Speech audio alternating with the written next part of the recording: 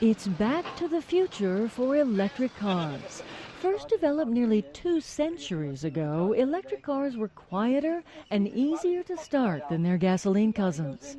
But since they couldn't go very far on a single charge, they soon died out.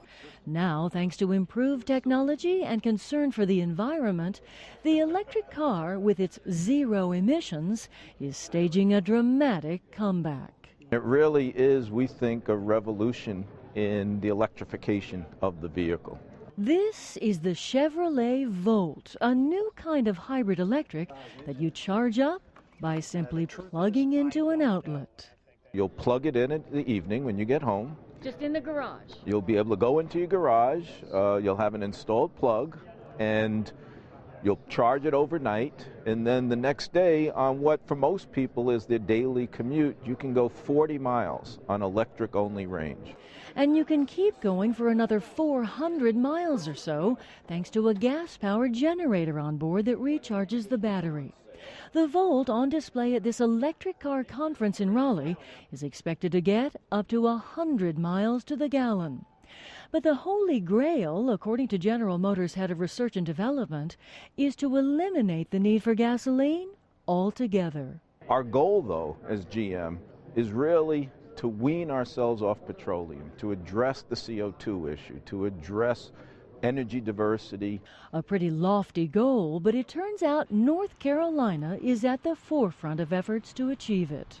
Raleigh is one of the first 3 cities in the country selected for Project Get Ready, a pilot program aimed at speeding the way to adopting electric transportation. We've got the support, the incredible support of Progress Energy and Duke Energy, the support of the City of Raleigh, and we banded together and said, we're going to make this happen. The first step to make that happen is installing charging stations around town, the electric equivalent of a gas station. A prototype is already up and running at the Advanced Transportation Energy Center, part of a group created by the National Science Foundation to revolutionize the electric car industry. It is headquartered at North Carolina State University. Essentially, we're considered the Silicon Valley of the East, right?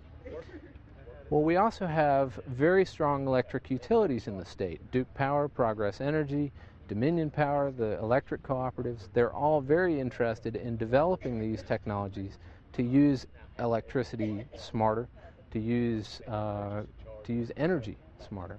10 charging stations similar to this will be placed in key areas around the triangle, including parking garages, so you can charge your car while at work.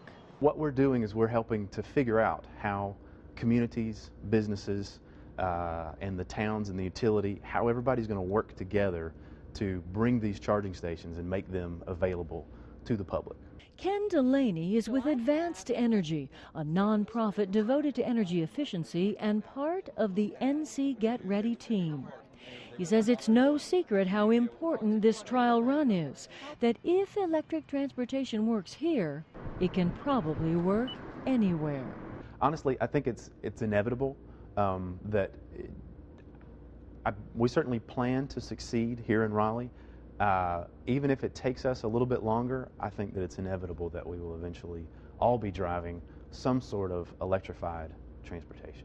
That might be a Chevy Volt or perhaps the Nissan EV, the first all-electric car with a range of about 100 miles.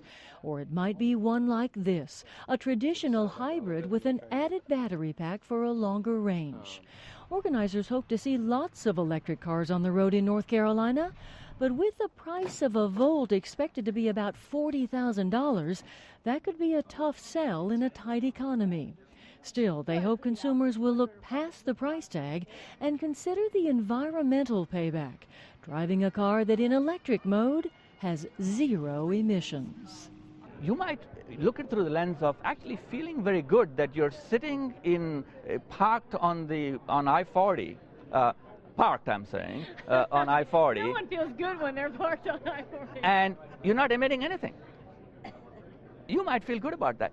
Meanwhile, U.S. Representative Bobby Etheridge says you can also feel good that North Carolina is playing such a big part in this green revolution. North Carolina is going to be the center for what's called the green industry, or for the really change that we're taking place. I really think this whole industry is going to be a huge growth industry for a lot of small businesses, many of them right here in this state.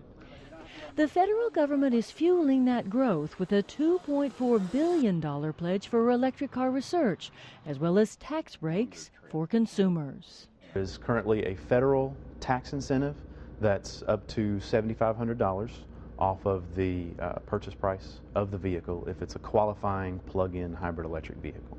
But even with all that, can this electric revolution really work? No one knows yet, but it's what NC Get Ready aims to find out. People have lots of questions. Is the technology going to work? Is it right for me? How much is it going to cost? There's also an infrastructure barrier. Where are we going to plug all these things in? What are the barriers to us getting those installed? Important questions to be sure, and experts say it will take time to answer them. But organizers of this electric revolution say they're charged up about North Carolina helping to lead the way. As I told someone, back to the future.